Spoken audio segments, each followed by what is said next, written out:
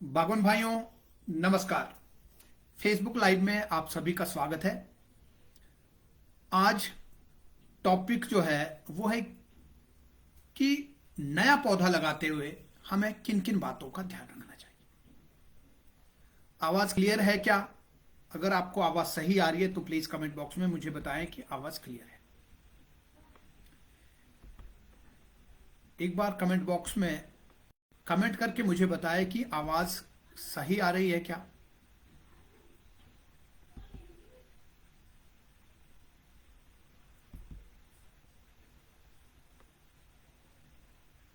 और आप कहां से देख रहे हैं, अभी किस जगह से आप इस लाइव लाइव स्ट्रीम को देख रहे हैं। आप एक बार कमेंट बॉक्स में ये भी मुझे जरूर बताएं कि आप किस जगह से ये लाइव देख रहे हैं। आज बहुत ही जरूरी टॉपिक है क्योंकि प्लांटिंग का सीजन है। सभी लोगों को अभी प्लांटिंग करनी है और प्लांटिंग सब लोग, ऐसा नहीं है कि पहली बार कर रहे हैं, बहुत सालों से प्लांटिंग कर रहे हैं लोग। लेकिन प्लांटिंग करने के बाद में, पौधे लगने के बाद में बहुत सारे पौधे मर जाते हैं। ऐसे में जितना खर्चा हम पौधों के ऊपर करते हैं वो खर्चा हमको और अगले बार भी करना पड़ता है। तो इसलिए पौधों को कैसे लगाना है, किस तरह से वो अच्छे मोटिलिटी कम किस तरह से होगी और किस तरह से वो ज्यादा तेजी से ग्रो करेंगे, कैसे उनकी देखभाल करनी है, पौधा लगाते हुए हमें क्या क्या करना चाहिए, ये सारी चीजों के ऊपर आज इस लाइव स्ट्रीम में हम लोग बात करने वाले हैं। तो जरा बताइए मुझे कि आप कहां से देख रहे हैं मुझे, और आवाज क्लियर है या नहीं है। फ्रॉम शलान रोहड़ू प्रताप चौहान जी, हिमांशु गौतम जी कुल्लू से, पंकज सरोजता जी क्लियर है सर दरकोटी कोटखाई से। बहुत बढ़िया, बहुत बहुत स्वागत है आपका पंकज जी। नीलम Thakur ji, sir stone fruit में कौन सी वैरायटी लगानी चाहिए। सिराज मंडी से संजय ठाकुर जी, कुल्लू आनी से जितेंद्र शर्मा जी, गुलपाल ठाकुर जी निर्मंड से, कमलेश जी निर्वा चौपाल से हैं, बहुत बढ़िया। कुलदीप खाची जी ठियोग से हैं, स्वागत है, स्वागत है आप सभी का। टिकेश्वर ठाकुर जी मंडी बनारसा से, बहुत बढ़िया। तो आते ही एक बार शेयर जरूर करना है ताकि हमारे सभी बागवान भाई हमारे साथ जुड़ पाए, क्योंकि इस इवेंट पे जो है लगभग 500 लोगों ने इंटरेस्ट शो किया था इस इवेंट के लिए। तो इसका मतलब उन 500 लोगों को आना है, उनका इंटरेस्ट है, लेकिन उन तक पहुंचेगा तब जब आप इसको शेयर करेंगे। तो आप सभी जो है इसको तेजी से शेयर करें। रमन सिंघा जी भी जुड़ गए हैं, बहुत बहुत स्वागत है आपका। जय राणा जी करसोग से, बहुत बहुत स्वागत है जी।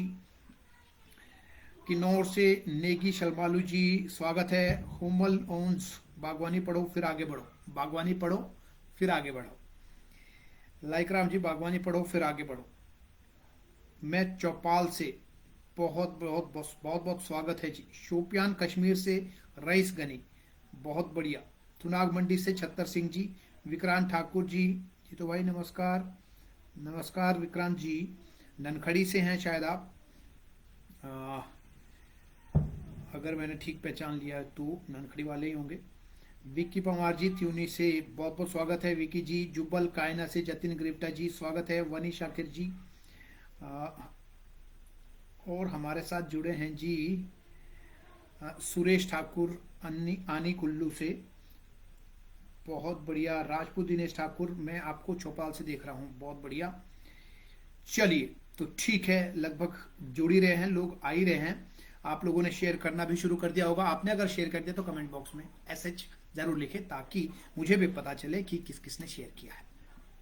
चलो सभी लोग अब धीरे धीरे जुड़ते जाएंगे। मनागम वागुरा से फिरदौस अहमद, सूफी जी जुड़ गए जी। Neetu Sawan ji, Ram Ram ji, Ram Ram ji. Bablu Kumar Hati, good evening sir, very good evening. Abu Goyal ji, बागवानी पढ़ो फिर आगे बढ़ो।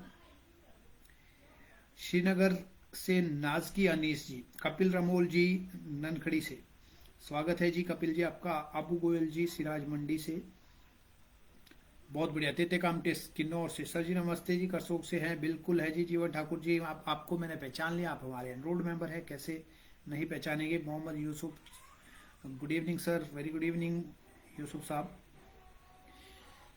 चलिए एक एक बार आते ही सीधा एक बार शेयर करना है ताकि बाकी सभी लोगों तक भी जानकारी पहुंचे और फिर जो है हम लोग आगे की बात चालू करते हैं। तो दोस्तों देखिए, पौधा लगाते हुए हमें किन किन बातों का ध्यान रखना है। अब सीधा चलते हैं। उम्मीद करता हूं कि आपने गड्ढा तो बना ही लिया होगा। अब गड्ढा बनाने में भी बहुत सारे लोगों के प्रश्न रहते हैं कि गड्ढा कितना बड़ा बनाना चाहिए। देखिए दोस्तों, हमें ये समझना पड़ेगा कि आखिर गड्ढा हम बनाते क्यों हैं। अगर आपको ये समझ होगा कि गड्ढा क्यों बनाते हैं तो आप किससे पूछेंगे नहीं कि गड्ढा कितना बड़ा बनाना चाहिए। देखिए, गड्ढा हम इसलिए बनाते हैं ताकि पौधे को शुरुआती समय यानी उसके जो 3-4 साल का समय होता है, 2-3 साल का जो समय होता है, उस टाइम पे पौधे को जड़ों को ग्रो करने में टाइट सॉइल का सामना ना करना पड़े। अगर सॉइल टाइट है, कॉम्पैक्ट सॉइल होती है, टाइट सॉइल होती है, तो उसके अंदर जड़ों को घुसने में, अपना आकार बढ़ाने में, अपना कद बढ़ाने में उसको जो है ज्यादा एफर्ट लगाना पड़ेगा, जिसकी वजह से वो जो है उतनी तेजी से ग्रो नहीं करेगी।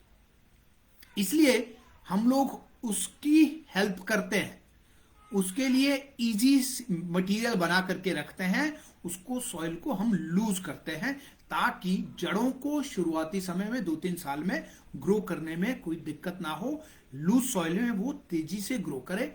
इसलिए हम गड्ढा बना करके उस जगह को, उस मिट्टी को लूज करते हैं। तो अब बात आती है कि फिर कितना गड्ढा बनाएं।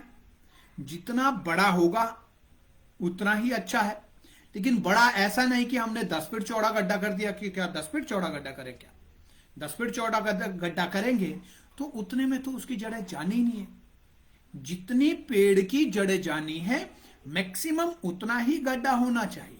और आपको ही पता होगा ये कि आपके पेड़ की जड़ें कहां तक जानी है। जड़ें वहीं तक जाती है जहां तक पेड़ की कैनोपी बाहर जाती है, यानी पौधे की जो 12 बजे छाया बनती है नीचे, उतनी छाया तक ही पेड़ की जड़ें भी ग्रो करती है। यानी जितना पेड़ जमीन के बाहर गोलाई में दिखता है, उतना ही पेड़ जो है जमीन के अंदर गोलाई में होता है। तो ये आपको पता होना चाहिए कि मैंने प्लांट टू प्लांट डिस्टेंस क्या देना है। तो इस तरह से जैसे आपने 5 फीट अगर दिया है प्लांट टू प्लांट डिस्टेंस, तो पौधा जो है वो 2.5 फीट इधर ग्रो करेगा और 2.5 फीट इधर ग्रो करेगा। इसका मतलब 5 फीट तो पूरी जिंदगी भर उसकी जड़ों ने ग्रो होना है, 2.5 फीट एक तरफ को।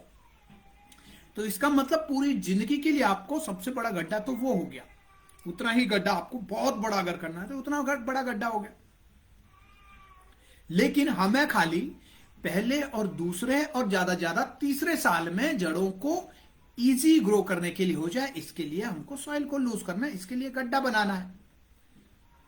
हाँ, एक बात का जरूर ध्यान होना चाहिए, जितनी जड़ें हैं प्लांट की, जब आपने प्लांटिंग करनी है तो वो जड़ें जो है आसानी से उस गड्ढे के अंदर आनी चाहिए। ऐसा ना हो कि उनको फोल्ड करके अंदर डालना पड़ जाए, ऐसा नहीं होनी चाहिए।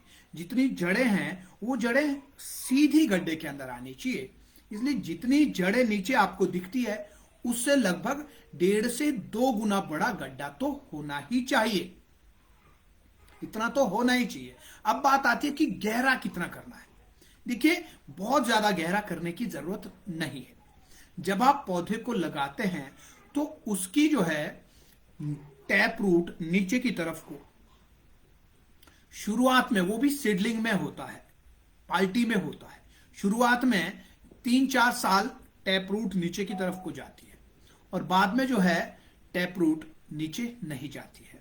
और यह भी खास करके सीडलिंग प्लांट अगर आपने लगाया ग्राफ्टेड, तो उसमें भी टैप रूट का कोई सीन नहीं है।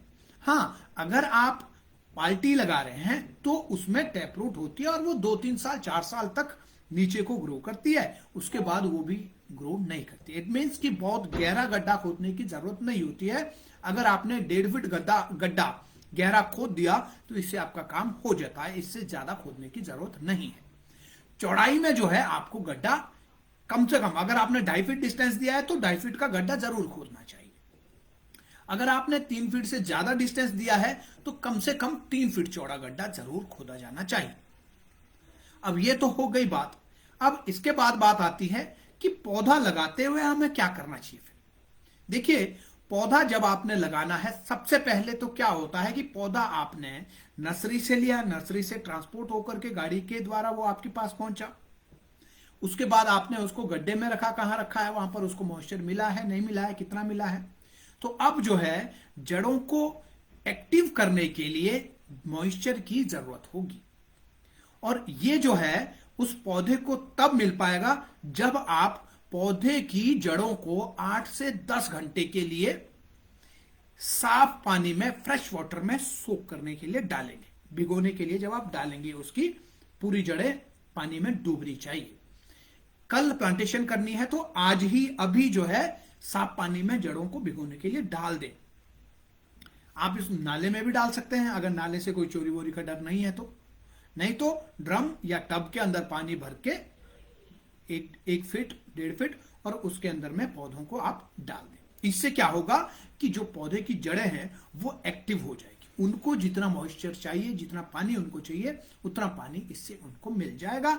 और जो प्लांट है, रूट के साथ साथ प्लांट को भी यहीं से ही पानी मिल जाएगा, वो जो है डट जाएगा, जितना पानी उसको चाहिए उतना पानी उसको मिल जाएगा। अब क्या करना, अब जब आप पौधा लगाने जाएंगे उस वक्त आपको पौधा लगाते हुए कुछ और चीजें अमल में लानी है दोस्तों। अगर आपके दिमाग में यह है कि मैं कैल्शियम नाइट्रेट, यूरिया या कोई और डीएपी, कोई ऐसी खाद डालूं जिसमें नाइट्रोजन हो और प्लांट तेजी से ग्रो करे, तो ये आपको बिल्कुल भी नहीं करना है। नाइट्रोजन पहली साल में पौधे को नहीं देनी चाहिए वैसे। नहीं तो अगर आप थोड़ा प्लांट अगर 1.5-2 फीट ऊंचा हो गया, उसके बाद अगर थोड़ा थोड़ा दें तो पौधा मरेगा नहीं, कम से कम देना है। लेकिन प्लांटिंग के टाइम पे गड्ढे के अंदर नाइट्रोजन वाली खाद बिल्कुल भी नहीं डालनी चाहिए। अब क्योंकि अगर आपने इस वक्त नाइट्रोजन वाली खाद डाली, वो जो है जड़ों को मार सकता है, सुखा सकता है, जड़ें डेड हो सकती है। इसलिए नाइट्रोजन वाली कोई भी खाद इस वक्त आपको गड्ढे में नहीं डालनी। हां, अगर डालना ही है तो फास्फोरस आप जरूर डाल सकते हैं। अगर आप कन्वेंशनल फार्मिंग करते हैं तो फिर आप फास्फोरस का यूज कर सकते हैं। अब बात आती है फास्फोरस कितना डालना जी फिर एक गड्ढे में, एक प्लांट के लिए। फास्फोरस आपको 300 से 400 ग्राम प्रति गड्ढा आप डाल सकते हैं।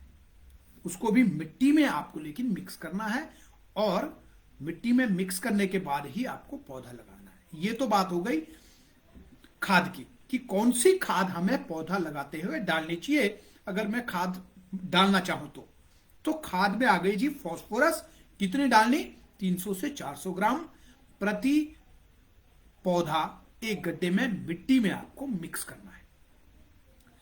अब मिट्टी जो है कितनी भरनी है, कई लोग जो है मिट्टी को उतना ही भरते हैं जितना गड्ढा किया था, उतना ही, यानी खेत के लेवल तक ले आते हैं और हो गया, उसी में पौधा लगा लेते हैं। ऐसे ही अगर आपने उतने में पौधा लगाया तो पौधा जो है वो थोड़े समय के बाद, महीना, 1.5 महीने, 2 महीने के बाद पौधा 2 इंच नीचे चला जाएगा। यानी मिट्टी क्योंकि ताजा भरी है वो बैठेगी तो पौधा भी उसके साथ में बैठेगा। पौधा अगर 2 इंच 2.5 इंच नीचे चला गया तो ऐसे में अब जो उसकी ग्राफ्ट यूनियन है वो खेत के लेवल से नीचे या खेत के लेवल में हो जाएगी, और धीरे धीरे आपके जो ग्राफ्ट यूनियन प्लांट की है वो दब जाएगी। इससे जो रूट स्टॉक का कैरेक्टर है वो कैरेक्टर खत्म हो जाएगा।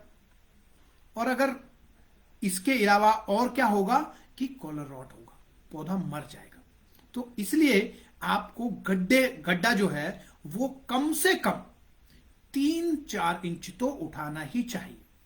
अब बात आती है कि कितना उठाना। कोई कहता है 1 फीट का बेड बनाओ, कोई कहता है 2 फीट का बेड बनाओ, कोई सोचता है 8 इंच का बनाओ, कोई सोचता है 9 इंच का बनाऊं, या फिर बनाना चाहिए या नहीं बनाना चाहिए, यह भी प्रश्न आता है। देखिए, बेड बनाने का जो कॉन्सेप्ट है वो क्यों है, मैं हर बार कहता हूं जो भी आपने काम करना है एक बार उस काम को लेकर के क्यों अपने आप से जरूर पूछिए। मैं बेड बना रहा हूं अगर पौधा बनाने से पहले, लगाने से पहले, तो क्यों? बेड अगर नहीं बना रहा हूं तो क्यों? गड्ढा बनाया, गड्ढे में पेड़ लगा रहा हूं तो गड्ढे को मैं ऊंचा भरूं तो क्यों? अगर उसको नहीं भरूं तो क्यों? खेत से नीचे अगर रखना है तो क्यों? कुछ भी काम कैसा भी आप कर रहे हैं, क्यों अपने आप से जरूर पूछे क्यों। अगर आपका क्लियर, फिर उसका आंसर ढूंढने की कोशिश करें। क्यों जैसे ही आपका क्लियर होता है वैसे ही आपको पता चल जाएगा मुझे ये करना चाहिए या नहीं करना चाहिए। तो अब बात आती है कि आखिर कितना बेड बनाना चाहिए। देखिए, बेड बनाने के पीछे पहला कारण तो ये हो गया कि आप जब मिट्टी भरते हैं, पौधा लगाते हैं, मिट्टी जो है वो बैठती है बाद में। तो इसमें जो है आपका जो पौधा है वो 2 इंच, लगभग 1.5 से 2 इंच नीचे जा सकता है, या ज्यादा 2.5 इंच नीचे जा सकता है इससे। एक तो ये हो गया कि इसके लिए क्या हो गया, आपको कम से कम 2.5 इंच तो भरना ही भरना है गड्ढा ऊपर एक्स्ट्रा। बेड भी बना रहे हैं तो बेड भी 2.5 इंच तो बनाना ही बनाना है। अब बात आती है इससे ऊपर बनाना चाहिए कि इतना ही काफी है 2.5 इंच। देखिए, अगर आपकी जमीन पानी को अपने पास रखती है, होल्ड करके रखती है, कौन सा पानी? जो बारिश का एक्स्ट्रा पानी है, जो ज्यादा पानी है, ओवर वाटर जो है, उसको अगर आपकी जमीन अपने पास होल्ड करके रखती है और आपका खेत जो है वो बिल्कुल ऐसा हो जाता है कि चलते हुए उसके अंदर अंदर पांव जाते हैं और पानी रुका हुआ भी आपके खेत में दिखता है आपको। तो ऐसी जगह में, क्योंकि सेब का जो पौधा है और जो स्टोन फ्रूट्स हैं वो रुका हुआ पानी बिल्कुल भी नहीं मानते। रुका हुआ पानी इन पेड़ों के लिए दुश्मन की तरह है। पानी रुका तो पेड़ आपका 2 साल के अंदर मर जाएगा, क्योंकि जड़ें सफोकेट हो जाएंगी। सफोकेट होंगी तो फिर जड़ें गल जाएगी, मर जाएगी, काम नहीं कर पाएगी। तो इसलिए उसमें आपको बेड जो है वो 2.5 इंच से भी और ऊपर करना पड़ेगा। तो बेड बनाने का जो कारण है वो एक नहीं बल्कि 2 कारण है। पहला कारण कि बेड नहीं बनाया, अगर सिर्फ खेत के बराबर भरा, तो फिर ऐसे में वो जो है 2-2.5 इंच नीचे बैठ जाएगा, पौधा जो है गली में लगेगा, ऐसा ही लगेगा। ये ना हो इसलिए उसको कम से कम 2.5 इंच ऊपर भरना। अब दूसरी बात, दूसरा जो कारण है, दूसरा कारण यह है कि आपकी जमीन अगर पानी को रोकती है, अपने पास निकलने नहीं देती है, तो फिर ऐसे में वहां जो है जड़ सड़न का रोग लगेगा, जड़ें मरेगी, पौधा जल्दी खत्म हो जाएगा। इसलिए वहां पर आपको बेड में पौधा लगाना है, यानी बेड को अब 2.5 इंच से भी और ऊपर करना है। उसमें आपको ऊपर लगभग 10 इंच, 12 इंच या 1 फीट तक ऊपर आप उसको बेड को कर सकते हैं। बहुत ऊंचा भी आपको बेड नहीं करना है। ये नहीं कि कई लोग जो है और एक्स्ट्रा कलाकारी दिखा देते हैं कि बेड जो है अब मेरा बनाना है जी 1.5 फीट ऊंचा, बढ़िया दिख जाए, ताकि इधर से इतना ऊंचा है, इधर से ऐसा है। कई लोग ऐसा कर लेते हैं। एक्स्ट्रा कलाकारी करने की हमारी आदत है किसानों बागवानों की, कि मैं तो इतना अच्छा कर लूंगा। उसमें क्या होगा, अगर आपने इसको 1.5 फीट ऊंचा कर लिया, बहुत ऊंचा कर दिया, तो उसमें क्या होगा, सनलाइट जो है वो बेड में, जो बेड है उस पे, ये बेड है, बेड में जो है इधर से सनलाइट गिरेगी, इधर से सनलाइट गिरेगी तो यहां पे जो जड़ें होंगी, बेड ऐसा है अगर, तो यहां पे प्लांट की जड़ें होंगी। ये जो जड़ें हैं ये जल्दी डिहाइड्रेट होगी, इससे नमी जल्दी जाएगी।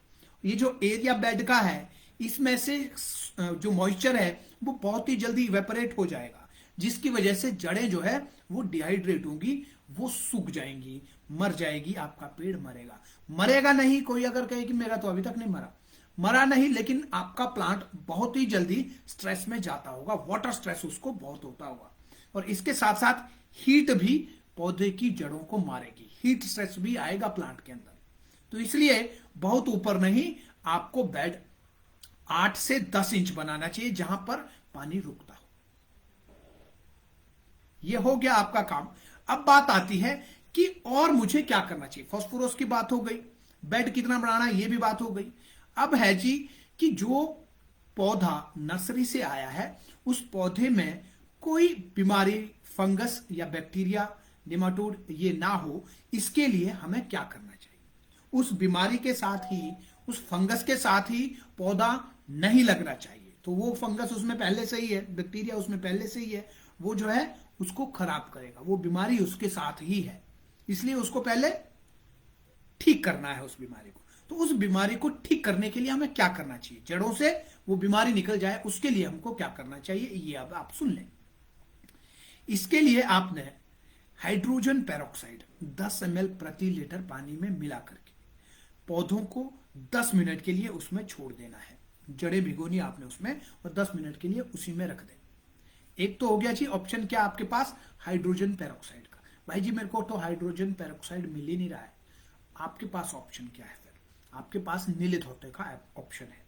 आप नीला थोता लें, नीला थोता का घोल बनाएं और उसमें आप पेड़ को डाल करके थोड़ी देर उसी में रखें, 5 मिनट रख लें और उसको जो है फिर प्लांटेशन के लिए ले जाएं। नीला थोता का ऑप्शन हो गया। अब नेचुरल फार्मिंग वाले बोलेंगे भाई जी ये तो हो गए, अब हम क्या करेंगे। नेचुरल फार्मिंग में आपके पास दो ऑप्शन है। एक खट्टी छाछ जो सिर्फ फंजीसाइड का काम करेगी, खट्टी छाछ केवल फंजीसाइड का काम करेगी। आप खट्टी छाछ में आप उसको प्लांट को 10 मिनट के लिए सोक करने के लिए रख दीजिए, एक काम। दूसरा, आप बीजामृत बनाएं और बीजामृत में आप 5-10 मिनट के लिए, हाँ 10 मिनट के लिए ही बीजामृत में आप जो है इनकी जड़ों को सूखने के लिए सोक करने के लिए डालें। तो ये हो गया। छोटी रूट का मतलब उसका जो दायरा न्यूट्रिएंट को अपटेक करने का है वो भी उसका छोटा होगा। इन रूट को हम बड़ा नहीं कर सकते हैं, लेकिन इसको हम एक्सटेंड कर सकते हैं। इसमें हम जो है एक्सटेंशन लगा सकते हैं, यानी एक्सटेंड नहीं, एक्सटेंशन इसको दे सकते हैं। जैसे घर में मोबाइल को अपने बेड के पास ही चार्ज करना है, तो अब क्या करें भाई जी, वो तो बोर्ड तो वो तो दूर है, क्या कहते हैं, स्विच तो दूर है, प्लग तो दूर है। अब क्या करें, तो हम जो है उसमें एक्सटेंशन बोर्ड ले आते हैं। एक्सटेंशन बोर्ड को बेड के पास रखा, उसमें मोबाइल का चार्जर लगाया, चार्ज हो गया। ऐसे ही प्लांट की रूट्स छोटी है, वो यहां से आगे न्यूट्रिएंट के लिए नहीं जा सकती, लेकिन न्यूट्रिएंट उससे दूर भी पड़े हुए हैं। तो दूर से न्यूट्रिएंट उसके पास अवेलेबल हो जाए, इसके लिए आप माइक्रोइजा 50 ग्राम प्रति पौधा लगाते हुए डालें। कैसे डालना है, पौधा जब आप मिट्टी में ऐसे रखते हैं, आपने पहले वाला प्रोसेस कर दिया, मिट्टी में रखते हैं, उस पर आपने 50 ग्राम माइक्रोइजा डालना है। माइक्रोइजा बढ़िया वाला ले, मॉइस्चर वाला माइक्रोइजा होना चाहिए, सूखे वाला नहीं। वो आपने उसमें डाल दिया 50 ग्राम, ऊपर से ऐसे छिड़काना है, जड़ों के ऊपर ही उसको छिड़का दो ऐसे। ये हो गया। और एक काम और आपने करना है, ह्यूमिजल 2.5 ग्राम प्रति लीटर का घोल आप बनाएं और उसमें जड़ों को डिप करें, फिर उसके बाद आप पौधा लगाएं और वहां पर आपने माइक्रोइजा भी डाल दिया, ठीक है। प्रति पौधा आप मैन्योर का यूज भी कर सकते हैं। अच्छा होगा अगर आपके पास सड़ा हुआ गोबर है, बिल्कुल सड़ा हुआ गोबर, दानेदार गोबर, वो आप डाल सकते हैं। नहीं तो मैन्योर 1 से 2 किलो प्रति पौधा मिट्टी में, वो भी पहले ही मिक्स कर देना है, वो आप डाल सकते हैं। इसके अलावा मैन्योर या फिर घन जीवामृत आपके पास है बना हुआ, तो घन जीवामृत का आप यूज कर सकते हैं। घन जीवामृत को आप मिट्टी में मिक्स करके डाल सकते हैं। अब आपका पौधा लगाने के लिए बिल्कुल रेडी है। अब आप पौधा लगाएं, मिट्टी से उसको बढ़िया टाइट कर दें। टाइट करने के बाद पौधे को प्रति पौधा 3 से 4 लीटर पानी जरूर देना चाहिए। 3-4 लीटर पानी जब आपने पौधे को दिया, इससे क्या होगा, गड्ढे के अंदर जो हवा होगी, पौधा लगाते हुए अंदर हवा भी पैक होगी ना, ऊपर से मिट्टी डालेंगे आप, तो वो जो हवा है वो हवा उससे बाहर निकलेगी, मिट्टी सेटल होगी। नहीं तो क्या होगा, अंदर अगर हवा रहेगी तो वो जड़ों को डिहाइड्रेट करेगी। हवा तो सुखाती है, कपड़े भी तो सुखाती है बरसातों में, तो वो जड़ों को भी सुखाएगी अंदर जब हवा रही है। तो उसको 3-4 लीटर पानी तुरंत पौधा लगने के बाद दिया जाना चाहिए। अब इसके बाद बात आती है कि पौधे की प्रूनिंग बहुत जरूरी है। ऐसा बिल्कुल भी ना सोचें कि मैं प्रूनिंग ना करूं, ये थॉट ही नहीं रखना है। पौधे को प्रूनिंग करना, पौधे की कटिंग करना पौधा लगाने के बाद बहुत ही कंपलसरी है। कटिंग नहीं की तो पौधा जो है आपका पहले साल में ही स्ट्रेस में चला जाएगा, 2-3 इंच ग्रोथ आएगी और खत्म काम। तो इसलिए पहले साल में उसको कट लगाना बहुत जरूरी है। अगर आपका विप प्लांट है विदाउट फेदर, तो उसको आपने 30 इंच पे कट लगाना है। 30, 32, 33, 34 ऐसे 30 इंच का टारगेट करें, 30 से नीचे नहीं लगाना है और 35 इंच से ऊपर बिल्कुल भी नहीं लगाना है, 30 इंच से नीचे भी नहीं लगाना है। तो ये आपने कट लगा दिया अगर विप प्लांट है तो। अब विप प्लांट में भी अगर वो ठीक है, 5-6 फीट हाइट वाला प्लांट अगर है तो इतने पे कट लगाएंगे तो वो बढ़िया जाएगा। लेकिन अगर प्लांट ही आपका 2.5 फीट का होगा, 2.25 फीट का होगा, तो उसमें आप जो है अगर 30 से 35 इंच में कट लगाएंगे तो वो जो है बिल्कुल पतला सा होगा, उसमें भी दिक्कत आएगी। फिर अगर छोटा प्लांट है तो उसको और नीचे आपको कट लगाना पड़ेगा, फिर आपको उसमें 20 इंच के आसपास कट लगाना है। अब बात आती है कि अगर फेदर प्लांट है तो कैसे काटें। अगर फेदर प्लांट और वेल फेदर प्लांट है, प्रॉपर डिस्टेंस में फेदर्स उसमें है, तो उसको जो है आपने क्या करना, अगर घुटने से नीचे कोई फेदर है उसको पहले रिमूव कर देना है, permanently remove, no stop cut, सीधा रिमूव कर देना है। अच्छा, एक बार जो लोग नए आए हैं, एक बार जरा शेयर जरूर कर ले, अभी तक शेयर नहीं किया है जो लोग नए आए, एक बार शेयर कर लें ताकि बाकी सभी बागवान भाई हमारे साथ जुड़ जाए। एक बार शेयर कर लें, और अगर आप समझ आ रहा है तो कमेंट बॉक्स में लिखें कि सही बात है, समझ आ रहा है, प्लीज लिखे यस। तो अब क्या है कि फेदर प्लांट की आपने घुटने से नीचे फेदर्स को रिमूव कर दिया। अब जो बचे हुए फेदर्स हैं उनको आपने लगभग 50% तक काटना है, 50% पीछे ले आना है काट करके। और जो अंतिम फेदर है ऊपर, उससे ऊपर जो लीडर बच गया उसको आपको जो है 60 से 70% काटना है। 60 से 70% यानी 60 to 70% उसको रिमूव करना है, काट देना है। ठीक है, यहां पर जो है कई लोगों की शिकायत ऐसी भी होती है कि डेडवुड बनती है लीडर के ऊपर। देखिए, आप लंबा कट दोगे तो उसमें नीचे डेडवुड बनेगी। जहां आपने कट दिया है, कट के नीचे लगभग 2 या 3 बड ही खुल पाते हैं जो कि फेदर बनते हैं। 3 से ज्यादा फेदर बड जो है फेदर नहीं बनते। तो इसका मतलब अगर आपने 10-12 बड छोड़े हुए हैं, आपने कट ऊपर लगा दिया, नीचे 10-12 बड है, तो 3 में तो फेदर निकल गए, नीचे के जो 9 बड होंगे उस पे फेदर नहीं निकलेगा, उस पे फेदर नहीं निकलेगा। अगर आप नीचे भी फेदर चाहते हैं तो थोड़ा आपको उस बात को भी आपको ध्यान रखना है कि जहां पे कट लगा रहा हूं, कट के नीचे के 3 बड फेदर में बदलेंगे और बाकी नीचे के जो है वो डेडवुड रहेगी, उस पे जो है कोई फेदर नहीं निकलेगा। उस हिसाब से ही आप जो है वहां पे कट लगाएं। और कई जगह पे ऐसा भी हो सकता है कि ऊपर एक ही फेदर है निकला हुआ और बीच में फिर और खाली है, उसका भी लालच ना करें, उसको काट करके ही आप नीचे ले आए। ध्यान रखें कि सेब के पौधे के ऊपर सेक्शनल ग्रोथ होती है। पेड़ों के ऊपर अगर किसी एक भाग पर आप ग्रोथ चाहते हैं तो उस भाग पे ही अगर आप नाइट्रोजन का स्प्रे करते हैं तो वहीं पे ही ग्रोथ निकलेगी।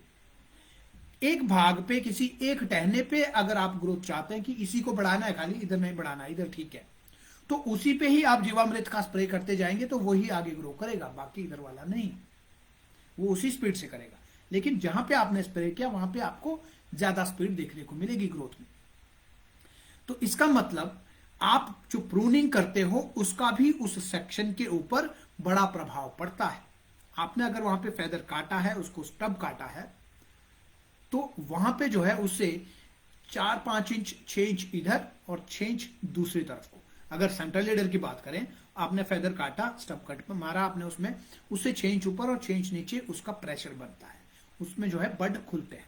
अगर ब्रांच की बात करें, ब्रांच पे अगर आपने कोई सेकेंडरी ब्रांच, अगर सेकेंडरी ब्रांच आपने काट दी, प्राइमरी ब्रांच थी उसके ऊपर सेकेंडरी ब्रांच है, इसको अगर आपने स्टब कर दिया तो इसका जो असर है वो यहां से इधर को और यहां से इधर को, इतना लगभग 6-8 इंच इधर, 6-8 इंच इधर, इस जगह पे इसका इंपैक्ट रहेगा। यानी यहां पे जो है लिटरल्स फूटेंगे, यहां पर लिटरल्स निकलेंगी, यानी इस तरफ जो है शूट निकलेंगे, पिंस निकलेगी।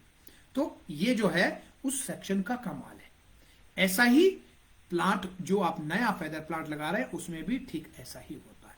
तो इसका मतलब फेदर प्लांट को भी आपने प्रूनिंग करनी ही करनी है।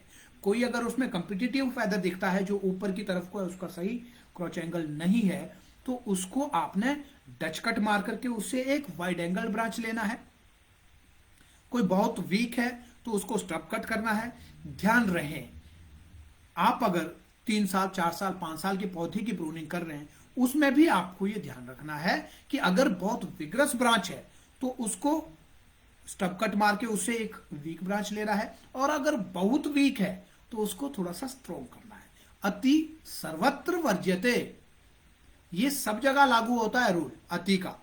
बहुत वीक है तो भी काम की नहीं है, बहुत स्ट्रांग है तो भी काम की नहीं है। मीडियोकर मीडियम ग्रोथ वाली ब्रांच हमको मिलनी चाहिए। मीडियम वीगर ब्रांच हमको M9 प्लांट हो या फिर दूसरी तरह के प्लांट हो, उसके ऊपर हमको चाहिए। बहुत कमजोर भी नहीं कि बिल्कुल ऐसी लटकी इतनी पतली सी है, उसको स्टब कट मार के उससे नई ब्रांच आपको लेनी पड़ेगी। तो इन बातों का आपको ध्यान पौधा लगाते हुए रखना है। अब बात आती है कि साल भर में क्या करना है। देखिए, अगर आपको उस पौधे को तेजी से ग्रो करवाना है तो आपको फिर और 2-3 बातों का ध्यान रखना पड़ेगा। अच्छा, कमेंट आपने कर दिया क्या? समझ आ रहा है या नहीं आ रहा है? समझ आ रहा है तो यस लिखें, समझ आ रहा है तो यस लिखें। अच्छा, खेतियारी ऐप सब लोगों ने डाउनलोड कर दी। जिन लोगों ने अभी तक डाउनलोड नहीं किए तो प्ले स्टोर में जाकर के खेतियारी ऐप को जरूर डाउनलोड करें। 20,200 के करीब लोगों ने ऐप को डाउनलोड किया है। इतने लोगों का ट्रस्ट है ऐप के ऊपर। आप बागवानी घर बैठे सीख सकते हैं। जिस तरह का मैं अभी आपको नॉलेज दे रहा हूं, ऐसे नॉलेज की वहां पर सैकड़ों वीडियोज हैं। नहीं दिख रही है तो आप हमारी टीम को कॉल कर सकते हैं 9888688842 पर। उनसे आप पूछें कि किस तरह से ऐप को यूज करना है, किस तरह से इसके ऊपर फ्री वीडियोज को हम देख सकते हैं। चलिए तो आगे बढ़ते हैं। अब क्या है कि पौधे को अगर तेजी से ग्रो करवाना चाहते हैं, पहला काम मॉइस्चर मेंटेन करना, पानी नहीं। मॉइस्चर चाहिए मिट्टी में, मॉइस्चर की तरह। मिट्टी को जब उठाएंगे ऐसे तो उससे लड्डू बनना चाहिए। लड्डू अच्छे से बन रहा है अगर, तो समझिए बढ़िया मॉइस्चर है। अगर लड्डू बनाते हुए इधर से पानी बाहर निकल रहा है तो समझिए एक्सेस मॉइस्चर है। अगर लड्डू बन ही नहीं रहा है, मिट्टी फिर वापस वैसी हो रही है, अलग अलग लूज हो रही है, तो इसका मतलब मॉइस्चर की कमी है, पानी देना पड़ेगा। चेक करें उसको। अगर आपके पास पानी देने की व्यवस्था नहीं है तो फिर आप क्या क्या कर सकते हैं? तो भी आपके पास खूब सारे ऑप्शंस हैं। पहला काम, आप मल्च शीट डालें।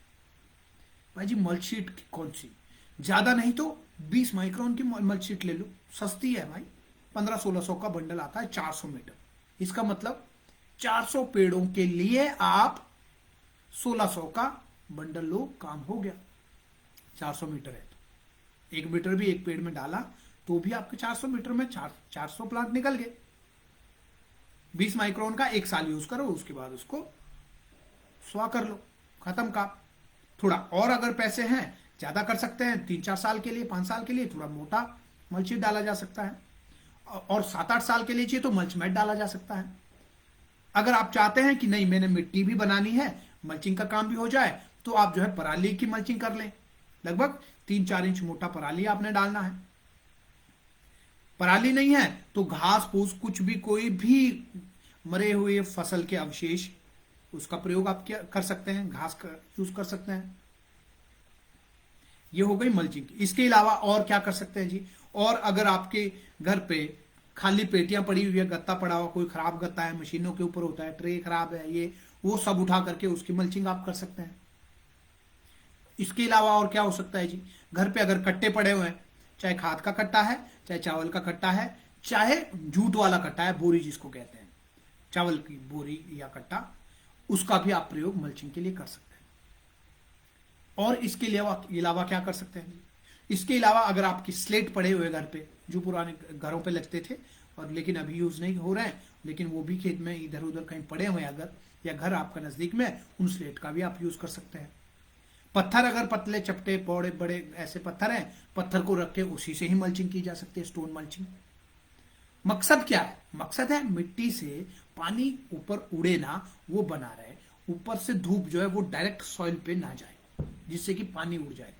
तो उसको बचाने के लिए आप ये वाली चीजें आप उसमें डाल सकते हैं। इसके अलावा और क्या करना चाहिए? मल्चिंग हो गई, नहीं कर सकता जी मैं तो फिर क्या करना? मल्चिंग नहीं करेंगे तो 2 काम होगा। एक तो मिट्टी का मॉइस्चर उड़ेगा, पौधा डिहाइड्रेट होगा, सूख जाएगा, मर जाएगा पानी की कमी से। दूसरा, खरपतवार उगेंगे और वो खरपतवार प्लांट के साथ कंपीट करेंगे। 2 चीजें। लेकिन मल्चिंग अगर करी, खरपतवार भी बच गया, घास नहीं उगेगा, पौधा जो है तेजी से ग्रो करेगा, साथ ही साथ मॉइस्चर भी आपने बचा लिया। इतना बड़ा काम आपका मल्चिंग से हो जाता है। यहीं पर हमारे बागवान भाई गलती करते हैं। पौधे तो लगा दिए, पौधे में तो पैसे हजारों खर्च कर दिए, 100 पेड़ किसी ने लगाया तो 20,000 रुपए उसके खर्च हो गए या 18,000 रुपए उसके खर्च हो गए। लेकिन 100 पेड़ों को 4 रुपए की खर्च, 4 रुपए एक प्लांट पे खर्च हो रहा है। 100 किस पे? 20 माइक्रोन वाली मल्च शीट के ऊपर। जहां पर आपने 20,000 रुपए खर्च किए हैं, 100 प्लांट पे 400 रुपए की मल्च शीट लगनी है। आपके 100 के 100 प्लांट जो है कामयाब हो जाएंगे, एक भी प्लांट नहीं मरेगा। तो 400 रुपए 20,000 के साथ जोड़ करके 20,400 रुपए ही बनते हैं। वो आप कर लीजिए खर्च, आपके 100 के 100 पेड़ पूरी साल चलेंगे बढ़िया से। तो आखिर क्यों ये कंजूसी कर रहे हैं? और इसमें जो है आप कई बार वो 400 रुपए बचाने के चक्कर में, मेरे पास तो है घर में है, बोरी है, कट्टे हैं, आप ऐसा भी बोल सकते हैं। अब जीतू भाई ने बोला है बोरी कट्टे बोला है, अब आप सोचेंगे लेकिन डालेंगे नहीं तो काम नहीं चलेगा। उससे अच्छा वो 400 रुपए खर्च करके मल्चशीट ले ही लो, थोड़ा मजा भी आएगा डालते हुए। ये काम हो गया। अब इसके बाद आती है बात पानी देने की। मल्चशीट अगर आपने डाल दी तो प्लांट कम से कम सरवाइव करेगा, यानी मई और जून में पौधा मरेगा नहीं। लेकिन अगर उसको मई और जून में जब पौधा सूखे के कारण, पानी की कमी के कारण कार्बोहाइड्रेट नहीं बना पाता है, फोटोसिंथेसिस नहीं कर पाता है, पौधे की ग्रोथ जो है वो रुक जाती है। ग्रोथ कौन सी? पौधे के बढ़ने की ग्रोथ भी, पौधे की मोटाई की ग्रोथ भी, दोनों बंद है। वो चुप पड़ा हुआ है, वो उल्टा बीमारी से जूझ रहा है, उल्टा स्ट्रेस में जा रहा है, वो परेशानी में है। उसको कई तरह के स्ट्रेस है, हीट स्ट्रेस भी है, वाटर स्ट्रेस भी है, खाना नहीं बन रहा है उसका स्ट्रेस अलग से है। तो ऐसे में फिर उसको उस वक्त पानी जरूर देना चाहिए। कम से कम मई और जून में आप पौधे को पानी देंगे तो वो मई जून में भी ग्रो करेगा। अब हम खाली सोचेंगे कि पौधा ग्रो करना चाहिए तेजी से, लेकिन करेंगे कुछ नहीं तो काम नहीं बनेगा। पौधा अगर तेजी से ग्रो करवाना तो आपको ये सारी चीजें करनी पड़ेगी। जब मई जून का टाइम आएगा तब पौधे को पानी दीजिए, भले ही आप 10, 12 या 15 दिन में एक बार दीजिए, लेकिन दे दीजिए। मई में 2 एप्लीकेशन 15 मई को हो गई और 30 मई को हो गई, 2 बार पानी दिया। इसके बाद 15 जून को हो गई और 30 जून को हो गई। 4 बारी तो पानी देना है आपने, और वो कितना देना है? 3 से 4 लीटर प्रति पौधा। हो गया काम। उसके बाद 10 जुलाई को बारिश आ जानी, फिर आपका काम चल पड़ा, हो गया। आगे आप जो है अक्टूबर नवंबर में अगर दे सकते हो तो उस वक्त भी दे दो, 4 नहीं तो 2 बार दे दो। उस वक्त पानी, कम पानी की जरूरत होती है पौधे को, महीने में एक ही बार दे दो। एक बार अक्टूबर में दे दो, एक बार नवंबर में दे दो, दिसंबर में तो बारिश है, बर्फ आएगी, नहीं आई तो एक बार और दे दिया, 3 बार। पौधा आपका तेजी से ग्रोथ तभी करेगा जब आप ये सब काम करते हैं। अब मैंने कहा कि पहली साल में आपको नाइट्रोजन वाली खाद से परहेज करना है, यानी आपको यूरिया, डीएपी, कैल्शियम नाइट्रेट से परहेज करना चाहिए। वो इसलिए कि कहीं थोड़ा सा ज्यादा डल गई तो पौधा मर जाएगा, आपका बहुत नुकसान होगा। तो पहली साल में आप क्या कर सकते हैं? आप पहले साल में ऑर्गेनिक फर्टिलाइजर का यूज कर सकते हैं, बायो फर्टिलाइजर जिसको कहते हैं। बायो फर्टिलाइजर लेकिन आप क्या करें, हर 20-25 दिन में पौधे को दें। थोड़ा दें लेकिन दें जरूर। आधा मुट्ठी डालें प्रति पौधा, लेकिन डालना जरूर चाहिए 20 से 25 दिन में। अगर आपने ये कर दिया, हर 20-25 दिन में एक बार आपने डाल दिया, कितना? आधा मुट्ठी एक पेड़ में, इतना जैसा कितना आता? आधा मुट्ठी, 50 ग्राम भी नहीं आता। उतना आपने अगर डाल दिया हर 20-25 दिन में, पेड़ आपका बहुत तेजी से ग्रो करेगा। इसके अलावा और क्या पेड़ को तेजी से ग्रो करवाने के लिए हम कर सकते हैं? और आप ये कर सकते हैं कि पौधा जब ग्रो करना चालू करेगा, उसके ऊपर अगर नीचे कोई शक्कर निकल रहे हैं, ग्राफ्ट यूनियन से नीचे, उनको समय रहते निकाल दें, रिमूव कर दें। और इसके अलावा जो फेदर आ रहे हैं, टहनियां आ रही हैं, उन टहनियों में कोई ऐसी है जो कंपीट कर रही है, जिसको आप दिसंबर में काटेंगे, उसको उसी वक्त ही रिमूव कर दें। ये काम अगर आपने कर लिए, और एक काम और सच, हाँ, जो ब्रांचेस निकल रही है उन ब्रांचेस के ऊपर नजर रखना लगातार कि कहीं ये ब्रांचेस ऊपर की तरफ को आगे से और मुड़ करके ऊपर तो नहीं जा रही है और लीडर के साथ कंपीट कर रही हो, उससे भी ग्रोथ जो है थोड़ी कम हो जाएगी। ग्रोथ कम होगी और न्यूट्रेंट जो है वो उन साइड ब्रांचेस में जाएगी, जिसको आप बाद में काट देंगे। और साथ ही साथ लीडर जो है सीधा ही ऊपर की तरफ को ग्रो करता रहेगा। ऊपर की तरफ को अगर सीधा लीडर ग्रो करता रहेगा तो इससे क्या होगा कि वो जो लीडर है वो फेदर्स नहीं निकालेगा, आपका उसमें भी काम खराब हो जाएगा। विदाउट फेदर आपका जो लीडर है वो सीधा ऊपर ग्रो करेगा। दिसंबर में सिर पकड़ेंगे, आप क्या करें? लेकिन जब आप ब्रांचेस को साथ ही साथ स्प्रेड करेंगे तो फिर स्प्रेड कितना करना है, थोड़ा करना है। ऐसे जहां पर धरती और आसमान मिलते हैं उस तरफ चोटी होनी चाहिए। शीर्षासन नहीं करवाना, ऐसे नहीं करवाने हैं। ब्रांचेस को सीधा नीचे की तरफ को भी नहीं करना, जमीन के बिल्कुल पैरेलल भी नहीं करना, जमीन से थोड़ा ऊपर। मकसद क्या है, सेंट्रल लीडर से ब्रांचेस को दूर करना, ताकि इधर से धूप आए, सेंट्रल लीडर को पूरी धूप यहां तक मिले, इसलिए उसको दूर करना है। बस इतना अगर आपने कर लिया तो बहुत तेजी से प्लांट ग्रो होता है। और क्या कर सकते हैं, और आप ये कर सकते हैं, पौधे को पानी देने के लिए कबाड़ी से 5-5 लीटर की कैनी खरीद लो, 2-2 लीटर की बोतल खरीद लो। घर पे अगर आती है बोतलों को इकट्ठा करना, आप चालू करें। ये खरीद ली और आपने उसको जो है तौलिए में पानी भर के रख दिया। उसमें आप ड्रिपर भी लगा सकते हैं, ड्रिपर बाजार से खरीद लो, 3-4 रुपए में मिलेगा, 5 रुपए में ड्रिपर उसमें लगा दिया। ये नहीं लगाना तो जो ईयरबड होता है कान को साफ करने का, वो उसको आप जो है छेद करके उसको अंदर डाल दो।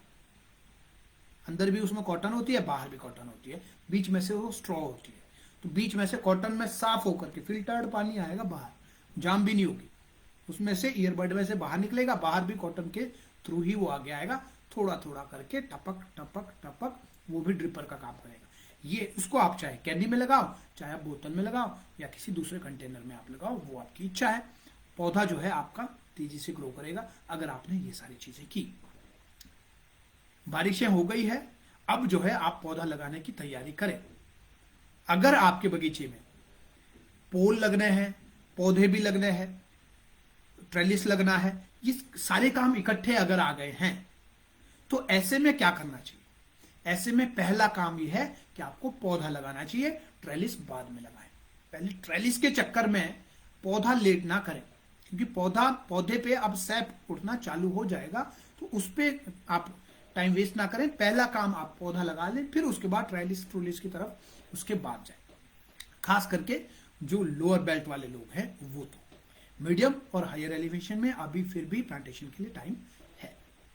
एक चीज और, अभी तक अगर आपने प्लांटिंग मटेरियल ऑर्डर नहीं किया है तो आप सिंह नर्सरीज से प्लांटिंग मटेरियल ऑर्डर कर सकते हैं। कमेंट बॉक्स में आपको मोबाइल नंबर, कॉन्टैक्ट नंबर आपको मिल जाएगा, कॉन्टैक्ट नंबर पे आप कॉल करें। हमारी डिलीवरीज जो है लगभग पूरी हो चुकी है, जिन्होंने प्लांट ऑर्डर किए थे उनको मिल चुके हैं। अब बिल्कुल क्लोजिंग की तरफ हम लोग हैं, जल्दी ही हम ऑर्डर बंद करने वाले हैं। लास्ट प्लांटिंग मटेरियल अब जो है हमारे पास बचा है, तो आप तुरंत हमारे दिए गए नंबर, क्या है नंबर है जी, नोट कर ले, 9988688949 एंड 96। 3 नंबर हमारे हैं, क्या क्या, 9988688894, आगे का सेम यही, पीछे 95, आगे का सेम यही, पीछे 96।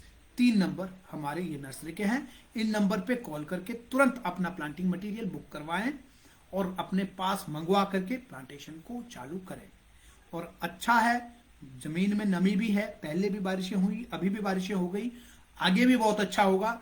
डरे नहीं, प्लांटिंग जरूर करनी चाहिए, नहीं तो बाद में हमें पछतावा होता है।